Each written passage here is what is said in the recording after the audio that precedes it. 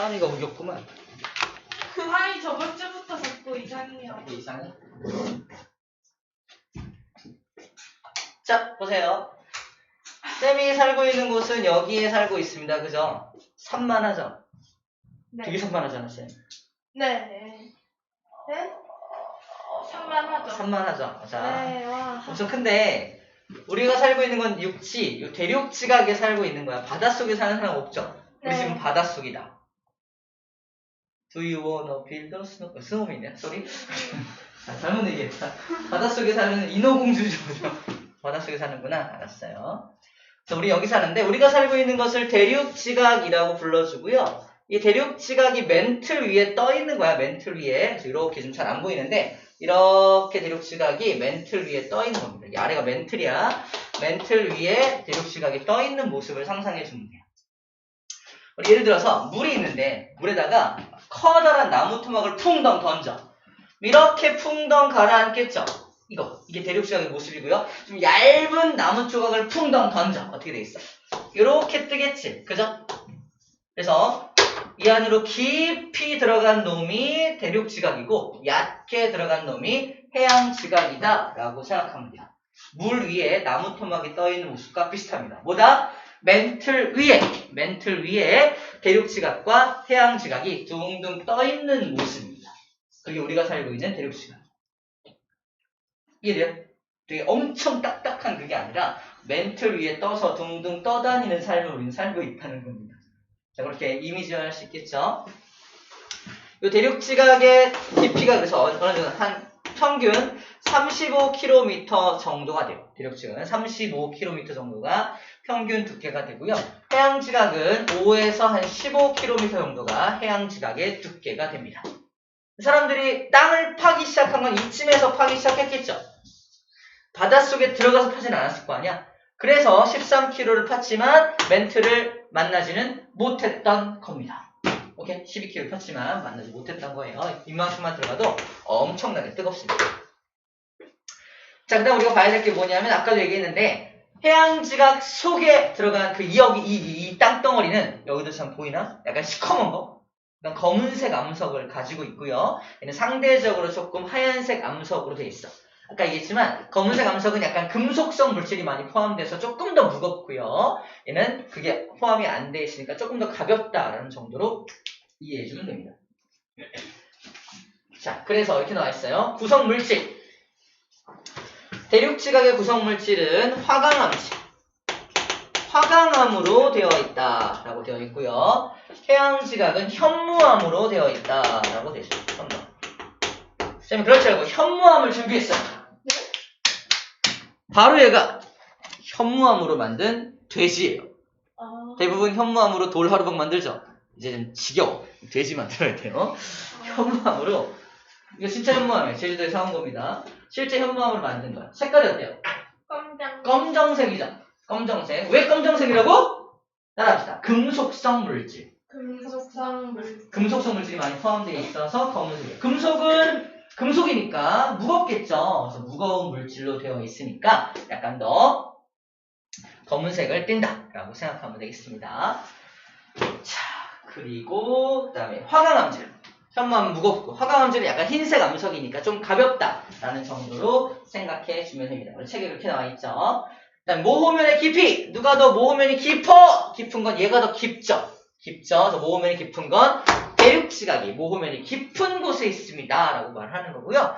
여기 해양지각의 모호면은 얘보다는 좀 얕은 곳에 있는 거야. 그래서 따져봤을 때 얕은 곳, 얘는 깊은 곳 이렇게 있는 거야. 얕은 곳, 깊은 곳 이렇게 있는 거지. 모호면의 깊이가 누가 깊은지도 이 그림으로 기억할 수가 있습니다. 오케이, 다 됐고요. 이제 1번, 2번 갑시다. 자, 이제 릴렉스 한번 기지개 한번 피고요. 지구계, 상호작용, 이제. 뭐, 너무 당연한 거 아니야. 이거 끝낼 거예요. 봐봐. 자, 일단 지구계라는 말이 뭐냐면요. 자, 밑줄만 볼까요? 지구계는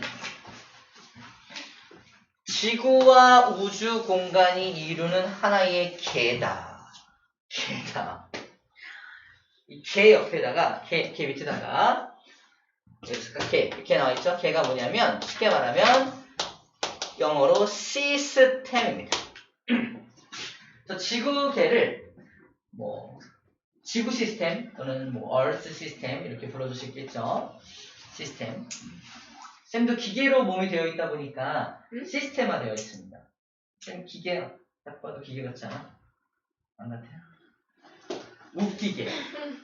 미안해. 미쳤나? 텐션 이상해요.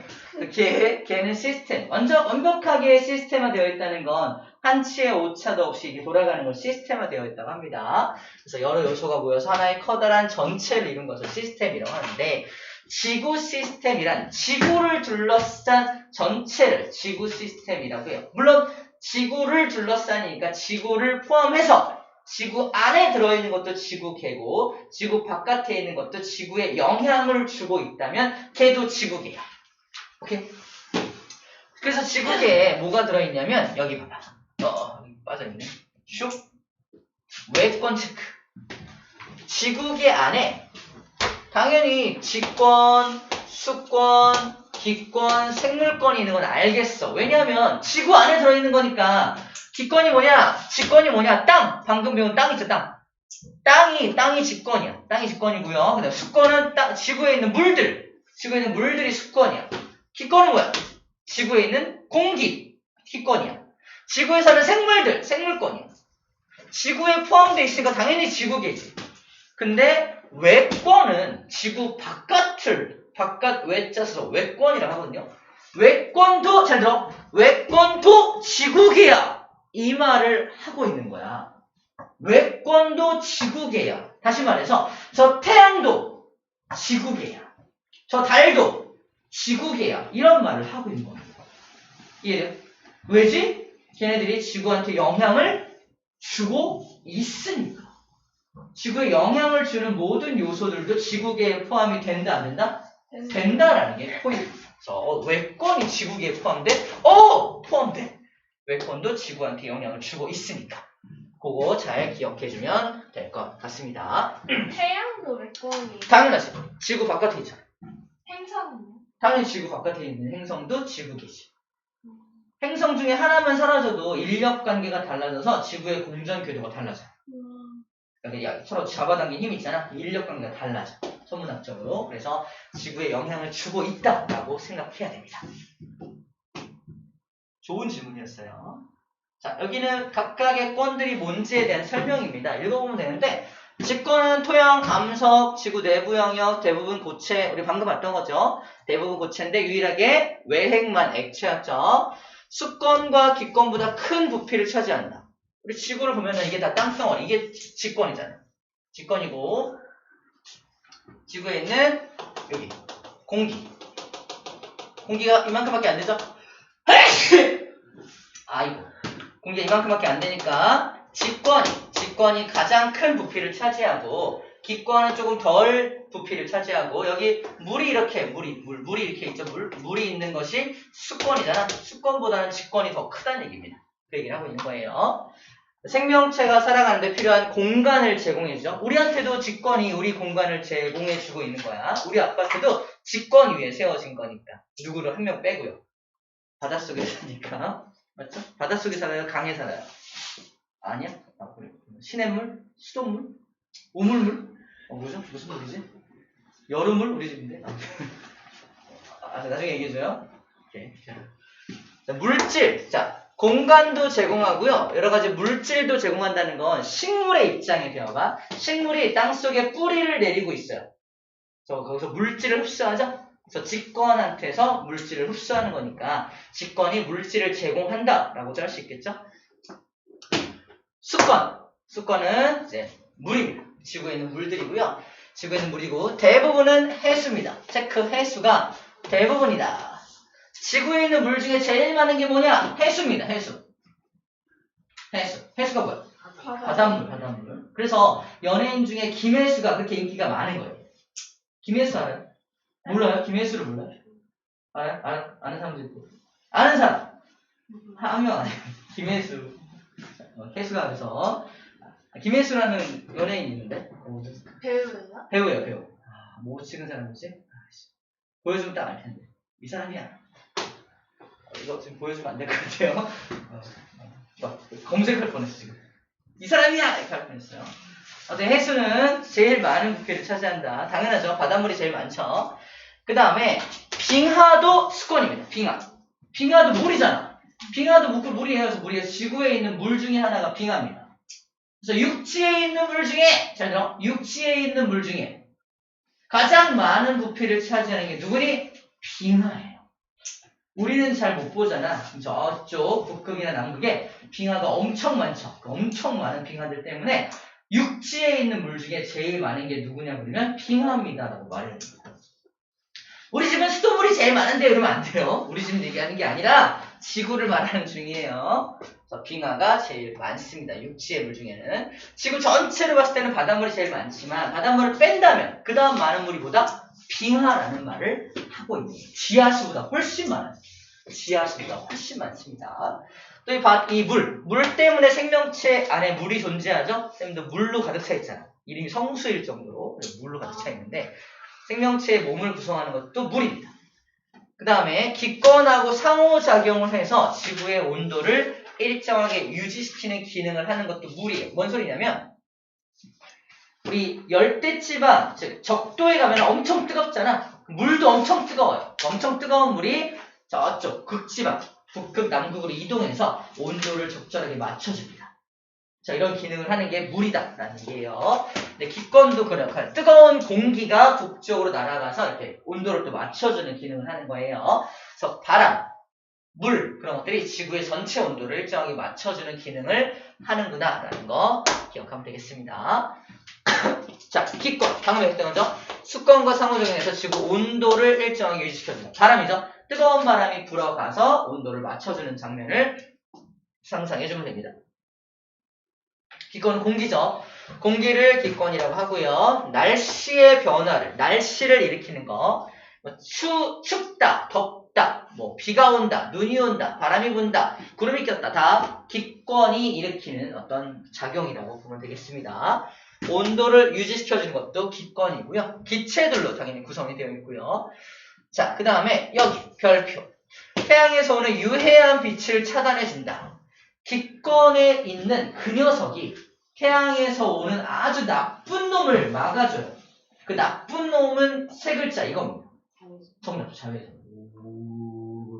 자외선이라는 나쁜 빛. 자, 유해한 빛이란 써놓을게요. 자외선이라는 유해한 빛을 차단해주는 게 기권 안에 들어있다는 건데요. 그 녀석의 이름이 뭐냐면요. 이응, 지읒, 정답, 오존층입니다. 오존층을 가지고 있습니다. 자, 기권 안에 오존층이라는 게 있어요. 오존층이라는 게 있어가지고 차단해줍니다. 곧 배울 겁니다. 곧 배울 겁니다. 자, 그 다음에 우리가 숨 쉴 때 필요한 것도 기권 안에 들어있죠. 산소가 들어있죠. 그 다음에 쌤이 식물이야. 그럼 뭐가 필요하냐? 광합성 하려면 이산화탄소가 필요한 거거든. 이산화탄소. 광합성이 필요한 이산화탄소도 다 기권 안에 들어 있습니다. 기권이 되게 좋은 역할을 하네요. 좋은 역할을 하네요. 그 다음에 생물권부터 좀 밑에 있으니까 좀 올려서 볼게요. 올라. 됐어요. 너무 어렵어. 미친 것 같아. 자, 생물권은 지구에 사는 모든 생물들을 생물권이라고 불러주죠. 생물권을 불러주고요. 다른 권역의 변화. 즉, 내가 생물인데 기권이 막 변해. 갑자기 추운 바람, 막 엄청 차가운 바람이 불어. 너무 추워 이럴 거 아니야. 주변에 어떤 권역의 변화 이런 것들에 되게 민감하게 반응을 합니다. 갑자기 바닷물이 다 얼어붙어. 나도 못 살죠. 이런 것들, 그런 것들.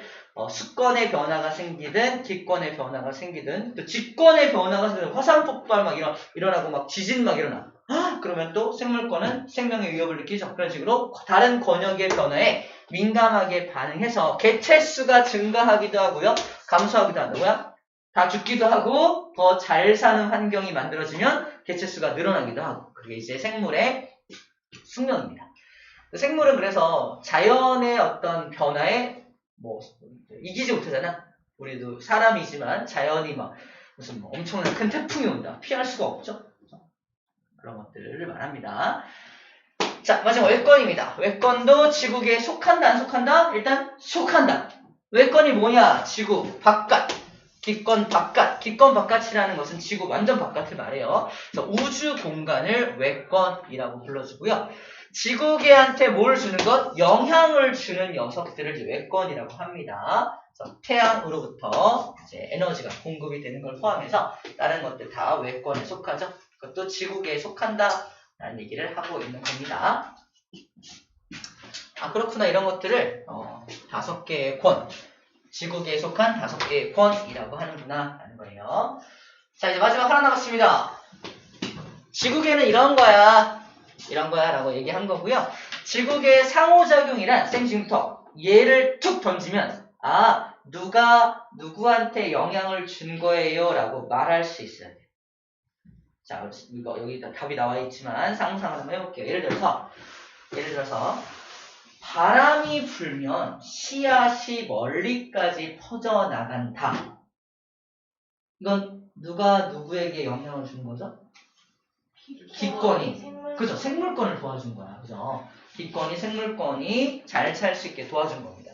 씨가 멀리 퍼져나가야, 봐봐. 내가 식물이야. 또 오늘 식물 많이 된다. 식물인데, 씨를 내 주변에 막 떨어뜨려. 어떻게 해요? 주변에서. 또 자라나겠지.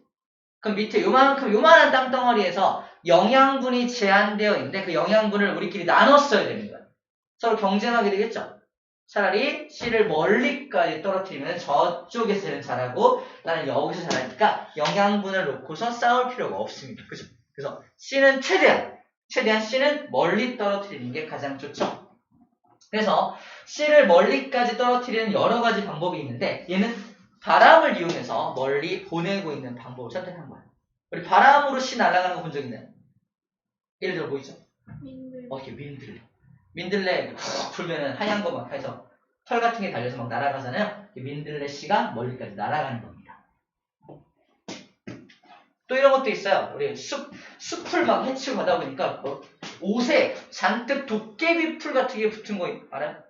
도깨비 풀. 뭐야 이게 다 떼어내. 갈고리 모양 된 거 있죠. 그것도 씨예요. 씨가 동물의 몸 또는 사람의 옷에 붙어가지고 먼 곳에서 떨어지니까 거기서 나는 먼 곳까지 이동시키는 또 다른 방법입니다. 가장 많이 쓰는 방법이 뭔지 알아요? 열매 안에다가 씨를 집어넣어 놓는 거야. 내가 동물이야. 맛있겠다. 열매를 먹어 치웁니다. 꿀꺽. 뭐와 함께? 씨와 함께. 그리고 막 가다가 어디다 똥을 싸? 저다 똥을 싸. 그죠? 똥 싼 곳이 바로 씨는 소화가 안 돼요. 씨는 소화가 안 돼서 바로 똥 속에 포함해서 나옵니다. 거기서 자라는 거야. 동물한테 먹혀가지고 씨를 멀리까지 퍼뜨리는 것을 가장 많이 사용을 해요. 나중에 기회 되면 한번 해보세요. 수박 같은 거 씨와 함께 같이 먹어서 화장실 가서 이렇게 진짜네. 안 할 거야? 알았어요. 오늘 얘기 그만할게요. 상상하지 마. 알았어. 오늘 잊어버릴 게 많다. 자, 또 예를 들어볼게요. 물이 증발해서 구름이 만들어지고, 자, 일단 물이 증발해서 구름 만들어지는 건 누가 누구에게 영향을 끼친 거야?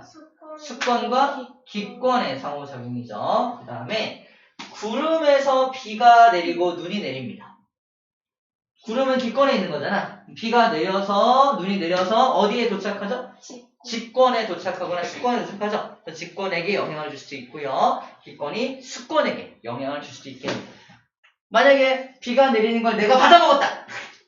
어떻게 생물권에게 영향을 줄 거네요. 별일 좋아요. 응용력이 너무 좋아요. 그 다음에 생물이 죽은 후에 땅에 묻혀서 석탄이나 석유와 같은 화석 연료가 되었다. 생물권이 직권으로 들어가게 된 거죠. 직권으로 들어가게 겁니다. 그 다음 파도가 빡 쳐가지고 해안가의 어떤 땅들을 깎아서 해식 동굴, 해식 절벽 같은 지형의 변화를 일으킨다.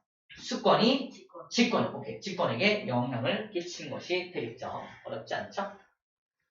자, 그 다음에 직권에서 뻥! 화산 폭발이 일어나서 화산재가 하늘을 덮었어. 일단 직권이 기권에게 영향을 끼친 겁니다.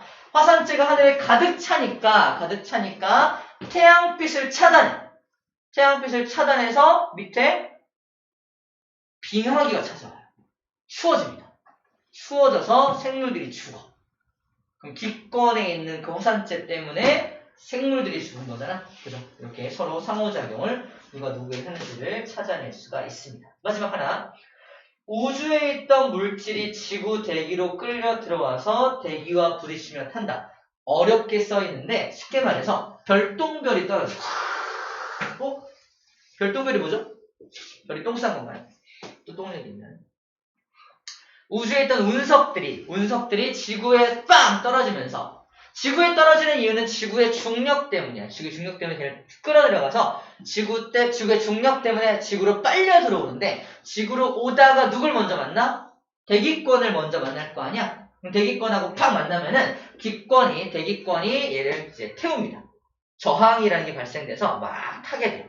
그 운석이 타고 있는 모습이 바로 우리는 별똥별이다. 다른 말로 유성이라고도 부릅니다.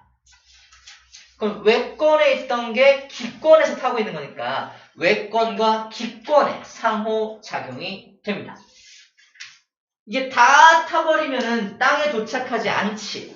근데 타다가 좀 덜 타고 남은 게 땅에 뻥 도착했어.